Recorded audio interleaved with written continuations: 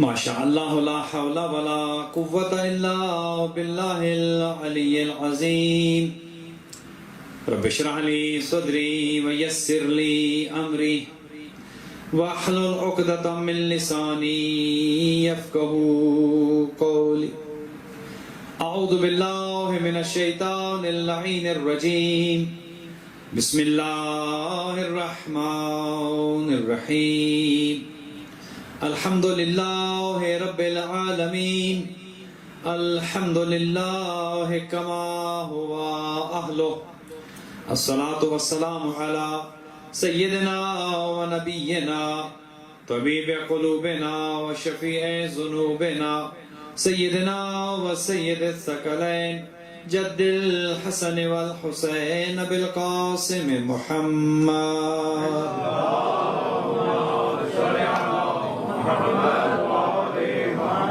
والصلاة والسلام على أهل بيته الطيبين الطاهرين المعصومين الغر الميامين المنتجبين المكرمين الذين أذهب الله عنهم الرجس وطهرهم تطهيرا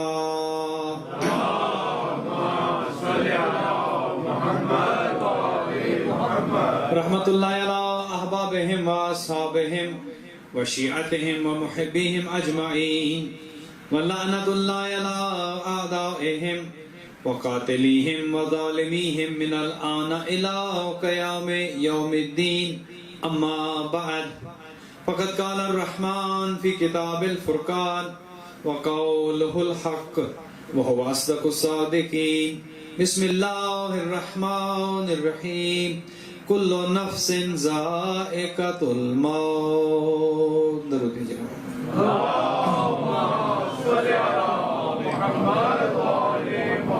خدا بندے بزرگ برتر سے دعا ہے کہ محمد و آل محمد برادر عزیز جناب معظم حسین ابن دائم حسین کے درجات کو خدا متعالی فرمائے، ان کے فرزندان کو طول عمر عطا فرمائے، ان کے پسماندگان کو صبر جمیل عطا فرمائے، ان کی برزخ کی منازل کو آسان فرمائے۔ ہم جو زندہ ہیں خدا ہمیں اہل بیت کے راستے پر زندگی گزارنے کی توفیق عطا فرمائے، جو بیمار ہیں خدا انہیں شفا کامل و عاجل عطا فرمائے۔ اس کمیونٹی میں جو مومنین مومنات بیمار ہیں خدا سب کو شفا یاب فرمائے، بالخصوص ہمارے برادر عزیز جناب سید ساجد نقوی سب کو شفا کامل و عاجل عطا فرمائے۔ جو مومنین بے روزگار ہیں خدا سب کو روزگار عطا فرمائے، جن کے امیگریشن کے مسائل ہیں خدا آسانیاں پیدا فرمائے۔ در عباس سینٹر کے ساتھ تعاون کرنے والے مومنین کے گھروں پر خدا رحمتیں برکتیں نازل فرمائے۔ ہمارے نوجوان بچوں کو خدا عفت اور پاکیزگی عطا فرمائے، ہماری بچیوں کو خدا شرم و حیا عطا فرمائے، ہمارے زمانے کے امام کے ظہور میں تعجیل فرمائے، ہمیں اور ہماری اولادوں کو امام کے اعوان و انصار میں قرار دے۔ اپنی ان تمام دعاؤں کی قبولیت کے لیے بلند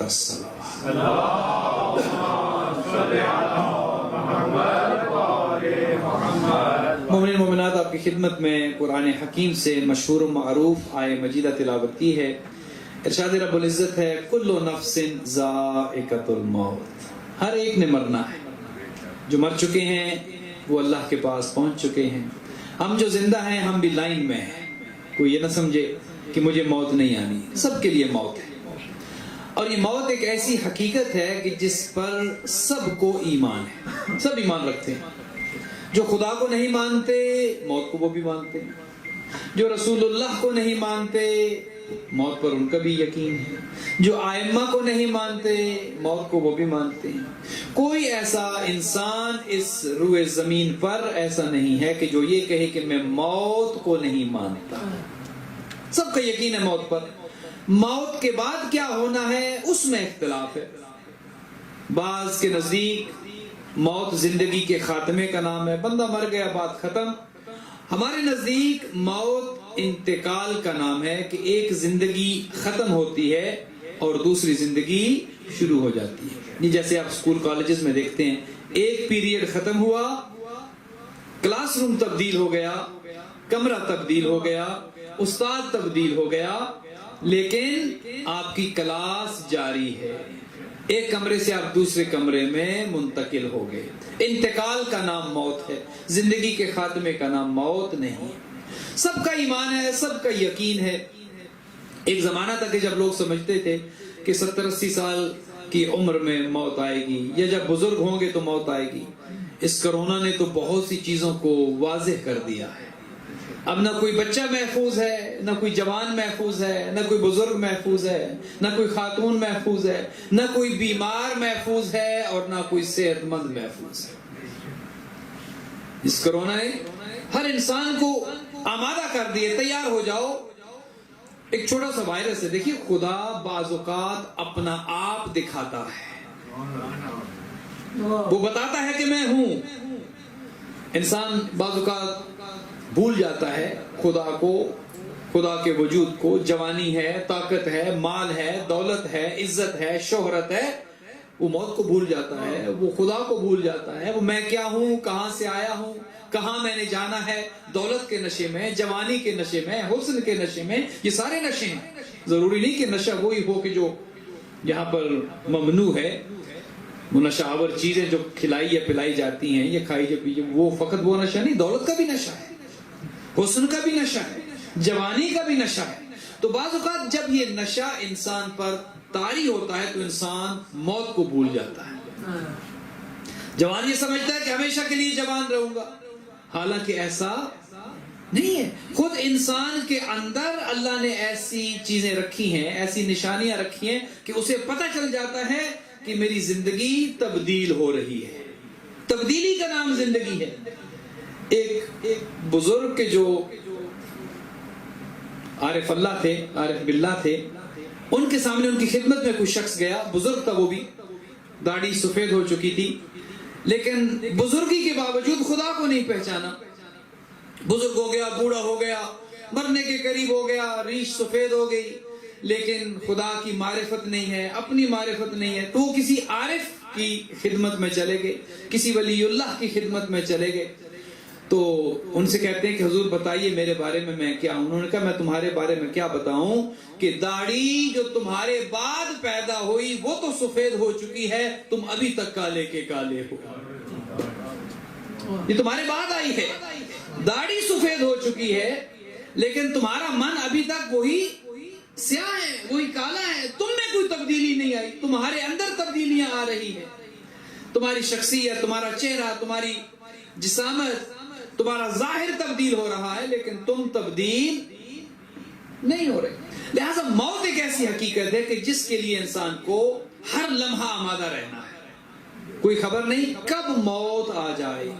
اور بعض اوقات یہ ہوتا ہے کہ انسان اگر اس موت کے لیے، اب دیکھیے یہ موزم جوان تھے، کوئی بزرگ تو نہیں تھے، جوانی میں موت آئی. صحت مند تھے، نوجوان تھے. اور کتنے نوجوان ہیں کہ جو ہماری آنکھوں کے سامنے اس دنیا کو چھوڑ رہے ہیں، خدا حافظ کہہ رہے ہیں.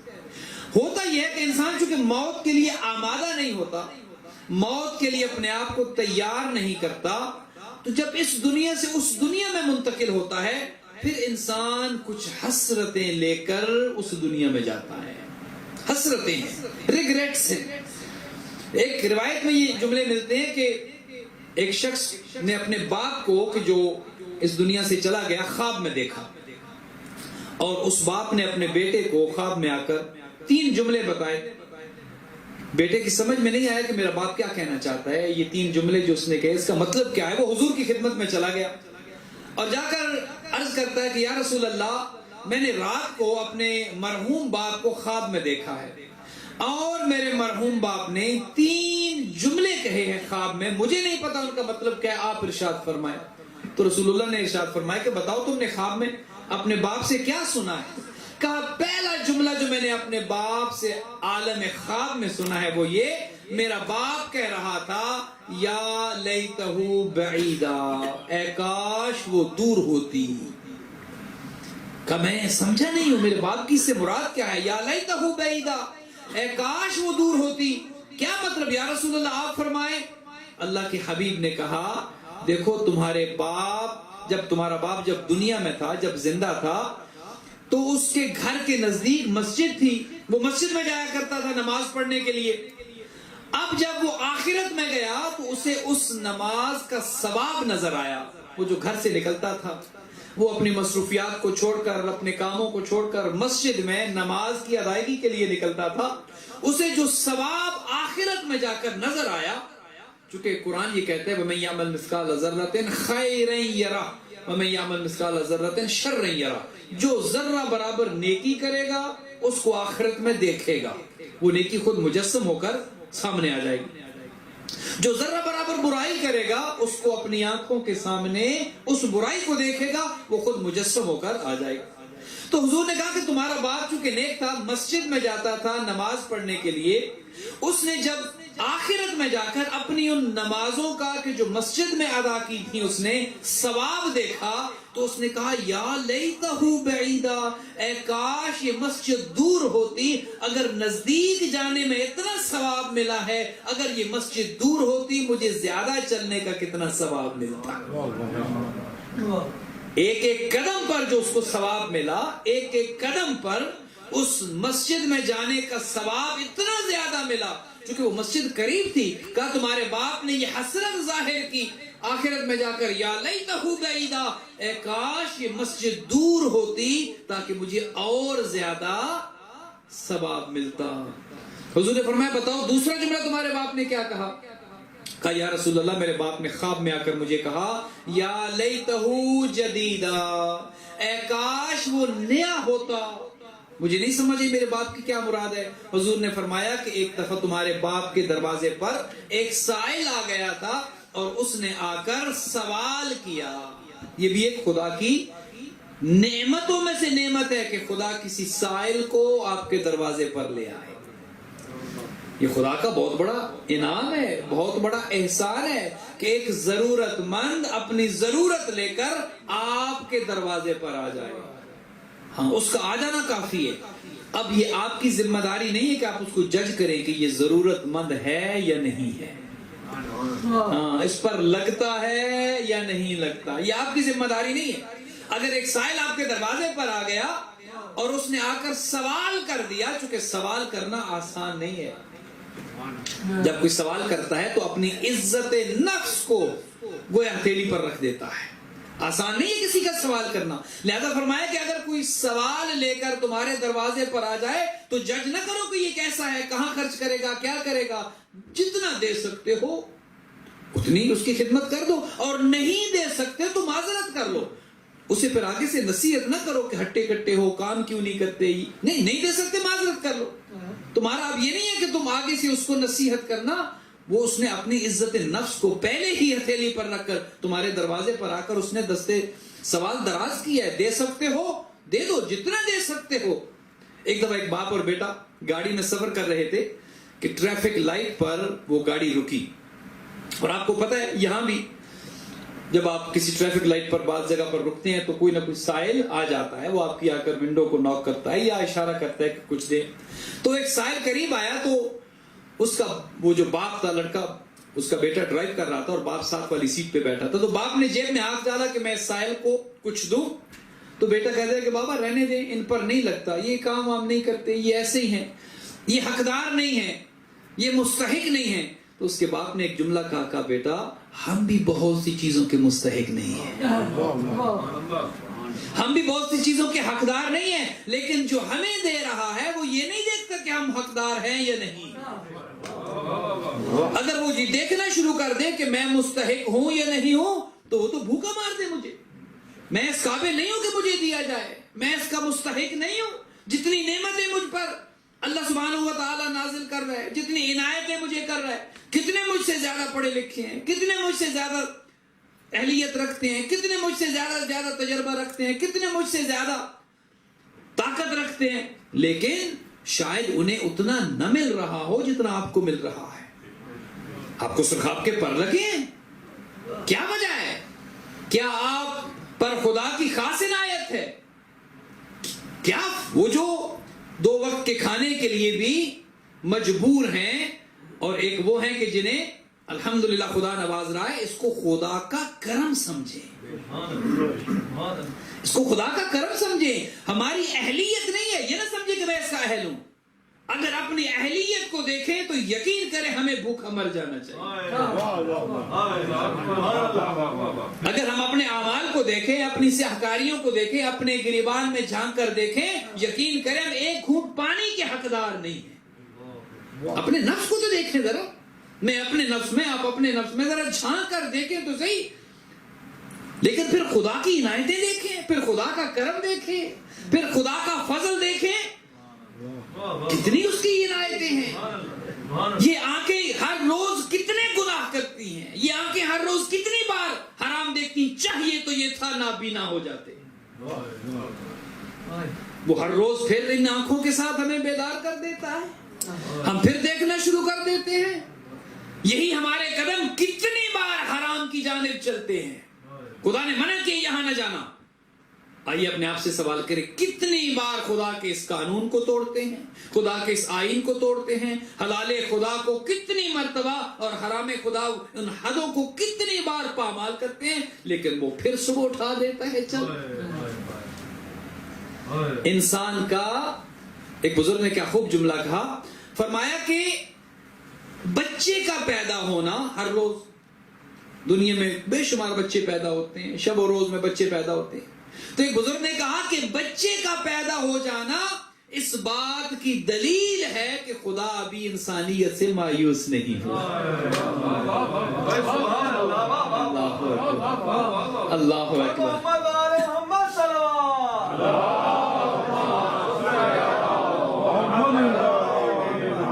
بچے کا پیدا ہو جانا اس بات کی دلیل ہے کہ وہ پھر چانس دیتا ہے، ایک اور چانس دے رہا ہے، وہ پھر اٹھا دیتا ہے۔ یہ چانس ہی تو ہے۔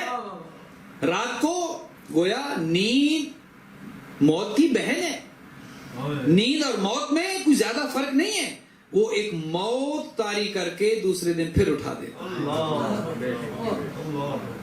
کیا آپ میں یا مجھ میں طاقت ہے کہ اپنی مرضی سے اٹھ جائیں؟ کتنے ایسے سوتے مرضی سے ہیں لیکن اٹھ نہیں پاتے ہیں، یہ نہیں ہے؟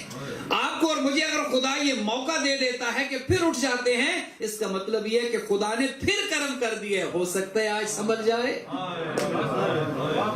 ہو سکتا ہے آج سوچ لے، ایک موقع اسے اور دے دیں، کچھ لمحے اسے اور دے دیں، کچھ سوچنے کا وقت اسے اور دے دیں، وہ موقع پہ موقع دیے چلا جاتا ہے، اور ہم ہیں کہ گناہوں پہ گناہ کیے چلے جاتے ہیں۔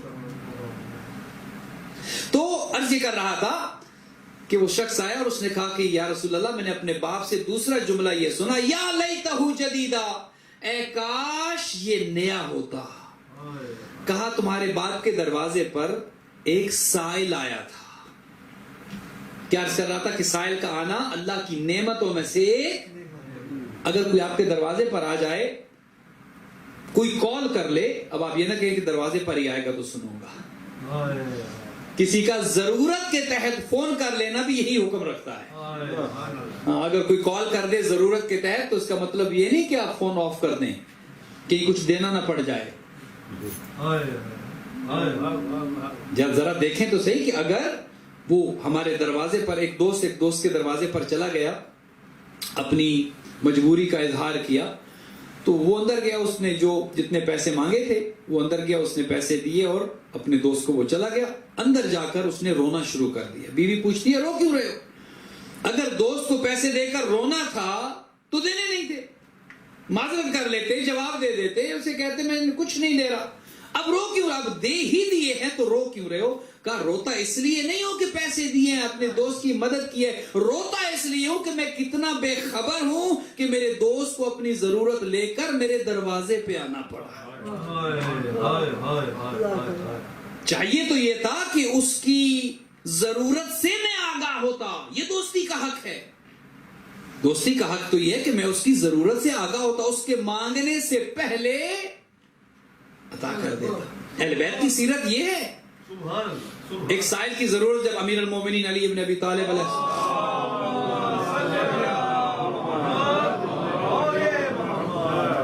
ایک سائل نے جب مولا سے سوال کیا تھا مکہ میں طواف کرتے ہوئے، تو مولا نے کہا تھا مدینہ آ جانا، تمہاری ضرورت کو میں پورا کروں گا۔ جب وہ سائل آ گیا تو مولا نے سلمان فارسی کو کہا سلمان جاؤ میرا فلاں باغیچہ بیچ دو، اور آج ادھار نہیں کرنا، پیسے نقد لے کر آنے ہیں۔ سلمان نے وہ باغیچہ بیچا 18,000 میں، 14,000 مولا نے رکھے، 4,000 اس کا سوال تھا، مولا نے سائل کو دیے۔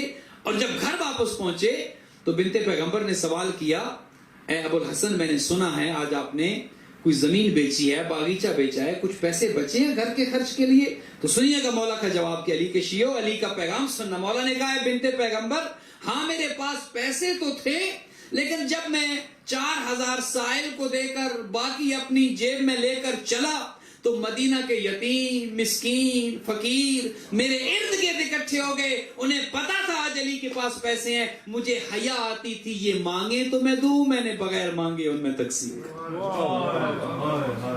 یہ سیرت علویہ ہے، یہ سیرت امیر المومنین ہے. مانگنے سے پہلے یہ کرم ہے، مانگنے پر دینا کیا دینا ہو. بات تو تب ہے کسی ضرورت مند کی ضرورت کا پتہ چلے، اس کو مانگنے کی خفت بھی محسوس نہ ہونے پائے. احترام جب پھر دے ہی دیں تو پھر کمیونٹی میں اعلان نہ کریں. یہ بھی ایک بات ہے. کچھ نیکیاں ایسی بھی ہونی چاہیے کہ جن کا گواہ فقط خدا ہو. یہ آج کل جو سیلفیز اور آج کل دیتے ہوئے تصویریں بنوانے کا ایک رواج چل نکلا ہے. کچھ کام خدا کے لیے بھی ہونے چاہیے. سبحان اللہ قبلہ، کیا کہنے. واہ واہ واہ. کچھ کام ایسے بھی ہوں کہ جن کا گواہ فقط خدا ہو. کچھ کام ایسے بھی ہوں کہ جو فقط قربتاً الی اللہ ہو. ہر کام. جنید بغدادی بہت بڑے بزرگ گزرے ہیں، وہ کہتے ہیں کہ میرے بال بڑھ گئے. مجھے استاد نے کلاس میں کہا کہ کیا حالت بنا رکھی ہے، جاؤ بال کٹواؤ. کہا کہ میرے پاس پیسے نہیں تھے کہ میں بال کٹواتا. کہتے میں ایسے حمام میں چلا گیا اور جو باربر تھا اس سے میں نے کہا کہ دیکھو استاد نے ڈانٹ پلائی ہے، بال بہت بڑھ گئے ہیں، میرے پاس پیسے نہیں ہے کہ پیسے دے کر بال کٹواؤں، تو میرے بال خدا کے لیے کاٹ دے. اللہ اکبر. میرے بال خدا کے لیے کاٹ دے. اس نے جو بندہ بٹھایا ہوا تھا اس نے کہا پیسوں کے لیے تو روز کاٹتا ہوں، آج خدا کے لیے بھی کاٹ لوں. اس نے وہ بندہ سے کہا ہٹ جاؤ، پیسوں کے لیے تو روز کرتا ہوں، پیسوں کے لیے تو ہر جتنوں کے بال کاٹتا ہوں پیسوں کے لیے کاٹتا ہوں. آج ایک بندہ کہتا ہے خدا کے لیے کاٹو. کہا آج اس کے بال کاٹے. جنید بغدادی کہتے ہیں کہ میں چلا گیا، کچھ عرصے کے بعد پھر وہ ایک بڑی شخصیت بن گئے، پیسے بھی آ گئے. کہتے ہیں کہ میں وہ پیسے لے کر اس باربر کے پاس چلا گیا کہ بھائی ایک زمانہ تھا میں تمہارے پاس آیا تھا، تم نے میرے بال خدا کے لیے کاٹے تھے، میرے پاس پیسے نہیں تھے، اب آ گئے ہیں تو یہ رکھ لو. اس نے کہا بھائی جو کام خدا کے لیے کیا جاتا ہے اس کی اجرت بندوں سے نہیں لی جاتی.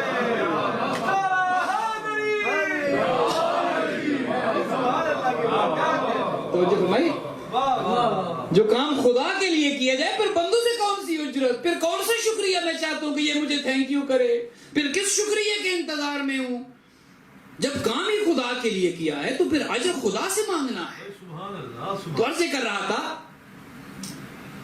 اس نے کہا یا رسول اللہ، میرے باپ نے دوسرا جملہ یہ کہا تھا یا لیتہ جدیدہ، اے کاش یہ نیا ہوتا. کا سائل تمہارے باپ کے دروازے پر آیا تھا اور اس نے لباس کا سوال کیا تھا، تمہارے باپ نے اپنا استعمال شدہ لباس اسے دے دیا. جب آخرت میں جا کر اس نے پرانے اور بوسیدہ لباس کا اجر دیکھا، اس نے کہا یا لیتہ جدیدہ، کاش یہ نیا ہوتا. اگر پرانے کا ثواب اتنا زیادہ ہے تو نئے کا ثواب کتنا زیادہ ہے. ہاں، یہ جو ہم نیکیاں کرتے ہیں نا، جو اپنی ضرورت کی چیزیں استعمال کرتے ہیں اور جو بچ جاتا ہے یہ ڈونیشن میں دے دیں. لن تنالوا البر حتى تنفقوا مما تحبون. قرآن یہ کہتا ہے کہ نیکی کا کمال یہ ہے کہ اللہ کی راہ میں وہ دو جس سے تم خود محبت کرتے ہو. یہ بچا کچا دینا نیکی نہیں ہے. ہاں، یہ فالتو چیزیں، اب کپڑے پرانے ہو گئے خدا کی راہ میں، اب جوتے پرانے ہو گئے خدا کی راہ میں، اب کھانا بچ گیا خدا کی راہ میں. کہا نہیں، نیکی کا کمال یہ ہے کہ جو تم اپنے لیے پسند کرتے ہو اللہ کی راہ میں وہ خرچ کرو. جب خاتون جنت جناب فاطمہ الزہرا سلام اللہ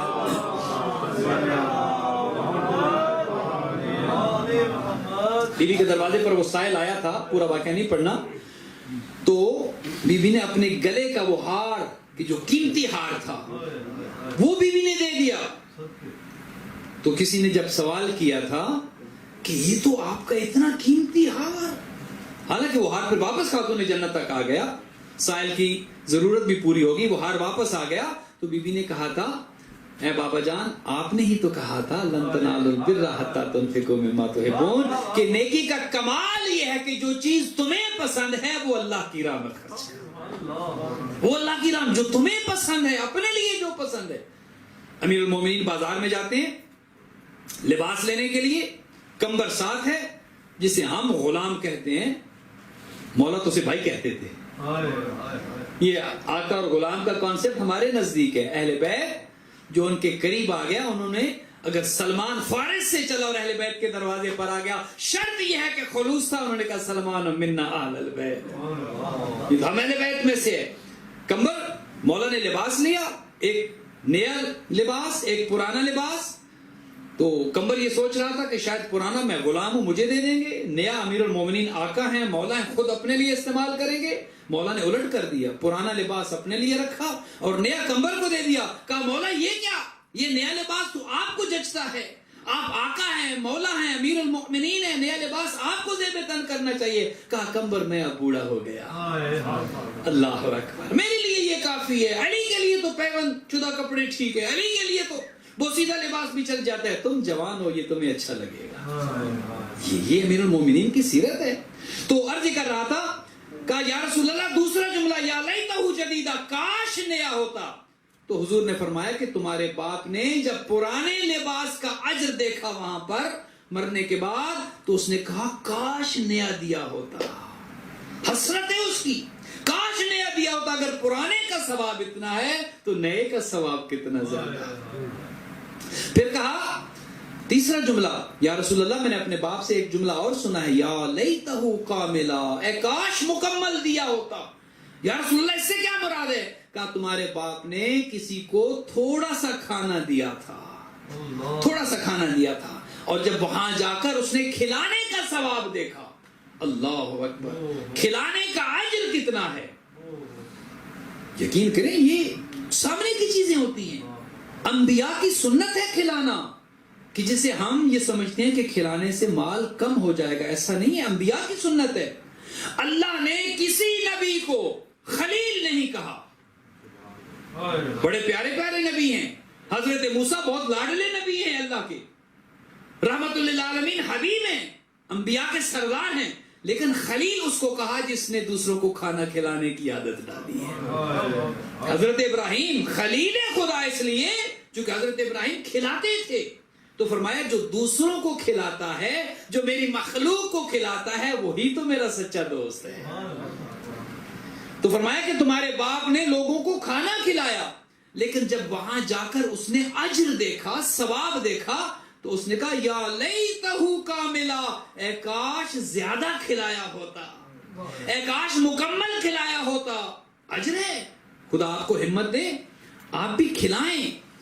ماہ رمضان کا بھی چارٹ لگنے والا ہے، اس میں نام لکھیں جتنے مومنین کے جسم میں پیٹ میں آپ کے رزق، آپ کے مال سے کمایا ہوا رزق ان کے پیٹ میں جائے گا، خدا کتنی نیکیاں دے گا. اور یہ وہ نیکی ہے جو للہ ہے. یہ نیکی کھلانے کی نیکی اللہ کے لیے ہے. انبیاء کی سیرت ہے، اولیاء کی سیرت ہے، اوصیاء کی سیرت ہے. لہذا کھلانے کی، اور جو کھلاتا ہے یقین رکھے اس کے گھر میں کبھی فاقہ نہیں ہوتا. ہاں، اور یہ کھلانا یہ نہ سمجھے کہ وہ کھلاتا ہے جس کے پاس مال زیادہ ہوتا ہے، پیسے والا کھلاتا ہے، وہ نہیں ہے. سخاوت بالدل است نہ بے مال. سخاوت کا تعلق دل کے ساتھ ہے، مال کے ساتھ نہیں.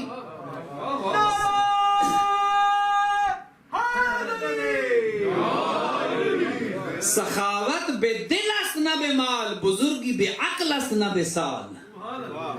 بزرگی کا تعلق جو ہے وہ عقل کے ساتھ ہے، سال کے ساتھ نہیں ہے. کتنے ایسے ہیں کہ جو 80 سال کے ہیں اور ابھی لگتا ہے کہ بچپنا ہے، بڑے بڑے نہیں ہونا چاہتے. اور کچھ ایسے ہیں کہ بچپنے میں ہیں اور ان سے بات کر کے دیکھیں تو آپ کو بزرگوں کی عقل و دانش نظر آتی ہے. تو سخاوت کا تعلق دل کے ساتھ ہے، مال کے ساتھ نہیں ہے. اور عموماً دیکھا یہ گیا کھلاتا وہی ہے کہ جو خود کم کھاتا ہے.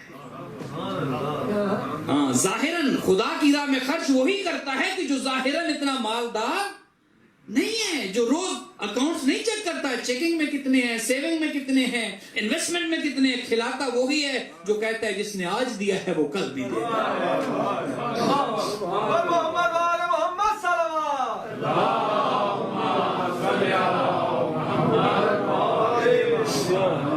دنیا میں رہنا ہے، دنیا کی محبت ہے، مال سے محبت کریں لیکن اتنی محبت نہ کریں کہ بس مال کے لیے زندہ ہیں، دولت کے لیے جی رہے ہیں. ایک بہترین مثال علماء بیان کرتے ہیں، کہتے ہیں کہ دنیا سے محبت کرو لیکن ایسے دنیا میں رہو جیسے کشتی پانی میں رہتی ہے. دنیا میں ایسے رہو کہ جیسے کشتی پانی میں رہتی ہے. جب تک کشتی پانی کے اوپر ہے وہ چلتی ہے اور تیرتی ہے. جب وہ پانی کشتی کے اندر آ جاتا ہے اب وہ ڈوب جاتی ہے. جب تک پانی کے اوپر ہے چل رہی ہے، تیر رہی ہے، اور جو ہی پانی اس کے اندر آ جائے گا اب ڈوب جائے گی. کہا جب تک دنیا میں ہو دنیا کی محبت کو اپنے اندر نہ آنے دو. پانی کی طرح اگر دنیا کی محبت تمہارے اندر چلی گئی تو ڈوب جاؤ گے، ختم ہو جاؤ گے، مر جاؤ گے، مٹ جاؤ گے. لیکن اگر دنیا کو جتنا دور کرو گے، یہ اصول ہے، یہ قانون فطرت ہے، دنیا کو جتنا دور کرو گے خدا اتنی تمہارے قریب کرے گا. خدا تمہیں دے گا. تم اس سے محبت نہ کرو، محبت کرو تو ان سے جن سے محبت کا اللہ نے حکم دیا. محبت ہے اہل بیت کے لیے. یہ دل اللہ نے اہل بیت کی محبت کے لیے بنایا ہے. اس دل میں فقط اہل بیت کی محبت ہونی چاہیے، اللہ کی محبت ہونی چاہیے، رسول اللہ کی محبت ہونی چاہیے. اس دل میں قرآن کی محبت ہونی چاہیے. یہ کیسے ہو سکتا ہے کہ دل کے ایک کونے میں قرآن کی محبت، اہل بیت کی محبت، خدا کی محبت، اور اسی دل میں دنیا کی محبت، ڈالر کی محبت، اسی دنیا میں مال کی محبت، مال و زر کی محبت. یہ کیسے ممکن ہے کہ ایک برتن میں آپ کہیں کہ آدھا پاک ڈال دیں اور آدھی نجاست ڈال دیں؟ دنیا کی محبت نجاست ہے. دنیا کی محبت کوئی اچھی چیز نہیں ہے. لہذا دنیا میں رہنا ہے، مرنا ہے، سب نے مرنا ہے. آج یا کل موت آنی ہے. ہمیشہ کی زندگی کسی کی. حضرت نوح 2500 سال زندہ رہے. 2500 سال. جب ملک الموت آیا تو پوچھا نوح بتاؤ زندگی کو کیسا پایا؟ کہا کدارن، ایک ایسا گھر ہے فیہ بابان جس میں 2 دروازے ہیں، مجھے تو یوں لگا ایک سے داخل ہوا اور دوسرے سے باہر نکلا. ایک گھر ہے جس کے 2 دروازے ہیں، ایک دروازے سے داخل. 2500 سال زندہ رہنے کے بعد فرماتے ہیں کہ ایک دروازے سے داخل ہوا اور دوسرے سے. یہ زندگی ہے. آپ اور ہم اکثر ہم میں سے اپنی زندگی کی 50% بہاریں دیکھ چکے ہیں، اور اگر خدا مہربان رہا تو شاید کچھ اور لمحے مل جائیں. لیکن ضمانت نہیں ہے، گارنٹی نہیں ہے. کہیں ایسا نہ ہو کہ ادھر بلایا جائے اور ہم کہیں ہم تیار نہیں ہیں. امیر المومنین علی حیدر کرار علیہ الصلوۃ والسلام مولا قبرستان میں گئے، اپنے صحابہ امیر المومنین کے ساتھ تھے، اور جب قبرستان میں گئے تو مولا نے ان سے گفتگو کی. سنتے ہیں یہ قبروں میں جو ہیں یہ سنتے ہیں. یہ نہ سمجھیے اگر نہ سنتے ہوتے تو ہم کیوں جھنجھوڑ کے کہتے اسما افہام اسما افہام. ہاں، جو علی کا چاہنے والا ہے وہ سنتا ہے، وہ دیکھتا ہے، وہ جانتا ہے.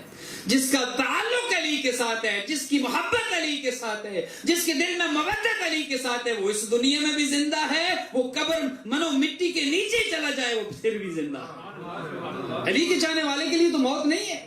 موت ہو دشمن علی کے لیے، بلکہ ان کے لیے موت، یہ موت تو آتی ہے. ان کو تو موت تب بھی آ جاتی ہے جب نام علی سنتے ہیں. وہ تو مرنے سے پہلے جانے کتنی بار مرتے ہیں، جب بھی نعرہ حیدری لگتا ہے ان کو موت آ جاتی ہے.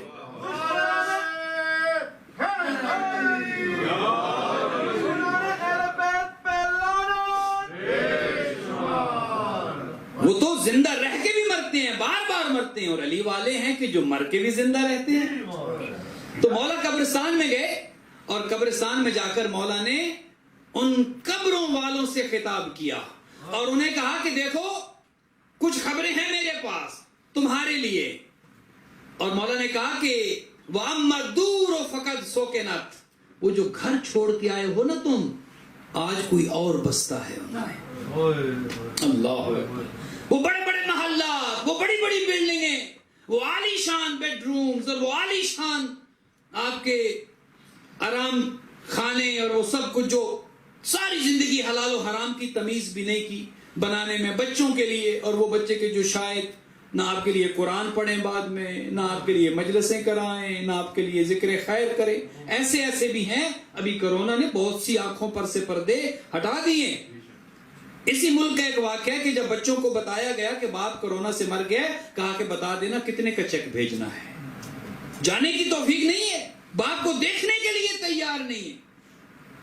تو مولا نے کہا کہ وَأَمَّا الدُّورُ فَقَدْ سُكِنَتْ، جن گھروں کو تم چھوڑ کے آئے ہو نا، ساری زندگی جو محنت کر کر کے، حرام کما کے، اور اپنے بچوں کے لیے وہ عالی شان محلات تعمیر کیے، آج کوئی اور بستا ہے ان میں۔ وَأَمَّا الْأَزْوَاجُ فَقَدْ نُكِحَتْ، وہ جو بیویاں چھوڑ کر آئے ہو نا، آج انہوں نے کسی اور سے نکاح کر لیا ہے، اب وہ کسی اور کی بیویاں ہیں، اب وہ تمہاری بیویاں نہیں ہے۔ وَأَمَّا الْأَمْوَالُ فَقَدْ قُسِمَتْ، وہ جو مال چھوڑ کر آئے تھے، اب وہ مال تقسیم ہو گیا ہے، حساب تم نے دینا ہے۔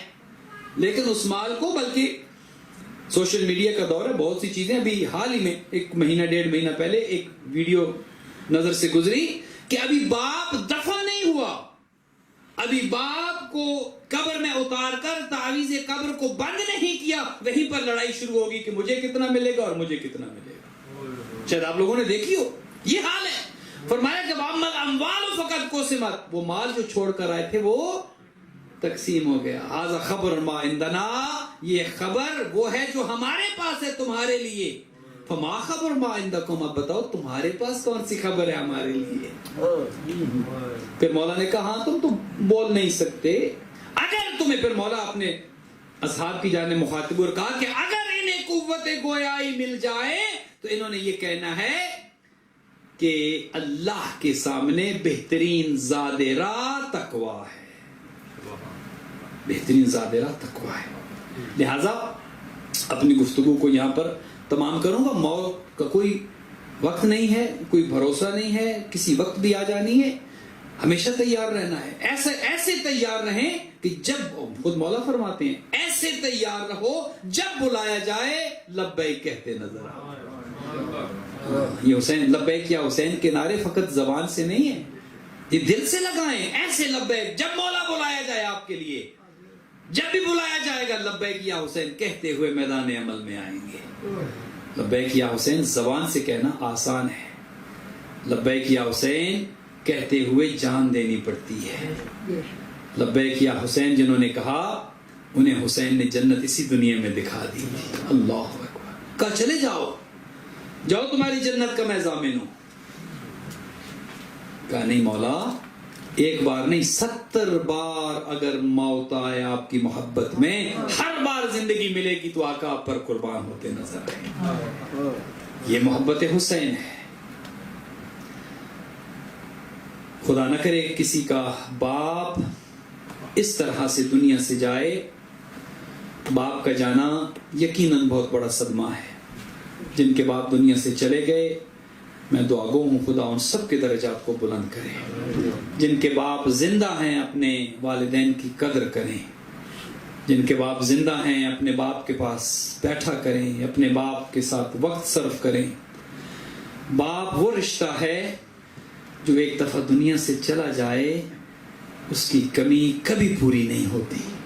باپ ایک ایسا سائبان ہے، باپ ایک ایسا سایہ ہے، جب سر سے اٹھ جاتا ہے سید سجاد کے دل سے پوچھیں ذرا، اللہ اکبر، اللہ اکبر، 34 سال میرے آقا باپ کا غم دل میں لے کر ہر روز صبح کرتے اور ہر شام باپ کے غم میں اس طرح سے گریا کرتے، کھانا سامنے آتا منہ کربلا کی جانب ہو جاتا، جب کوئی پانی سامنے پیش کرتا منہ کربلا کی جانب ہو جاتا۔ سائل کہتا آقا یہ کھانا آپ کے لیے ہے، کھاتے کیوں نہیں؟ آقا یہ پانی آپ کے لیے ہے، پیتے کیوں نہیں؟ آقا کب تک روئیں گے؟ آقا کب تک اپنے بابا کے غم میں روئیں گے؟